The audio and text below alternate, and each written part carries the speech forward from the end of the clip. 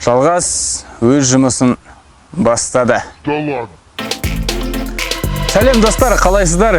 Өзімше қудыртып бастап кеттім. Бұл ең алғашқы видеом. Ай өтпеңіздер, кішкене болады, ауытқулар адами. Сондықтан ең алғашқы видео деуінің себебі өйткені соңғы тікелей эфирге шыққан кезде мен өзіме сөз беріп, осы жылдың соңына дейін 100 видео түсірем деп айтқан болатынмын. Да ладно. Яғни аптасына 3-4 видео шығатын болады. Сіздерге арнап өте жақсы контенттер дайындап қойдым. Бұл алғашқысы.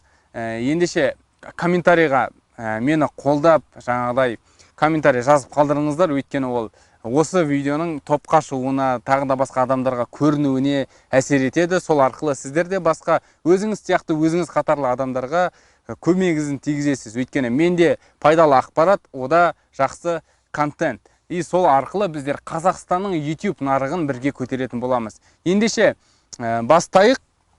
Бүгінгі негізгі тақырып бұл удержание аудитория. Яғни удержание аудитория дегеніміз не? Ол осы менің қысқа ғана видеомның ұзақтығы.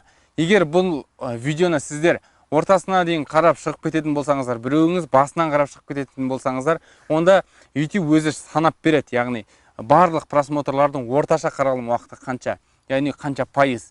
Егер сізде 40-50% болатын болса, онда мощный деген сөз. Яғни сіз каналыңызды жақсы жүргізіп жатырсыз.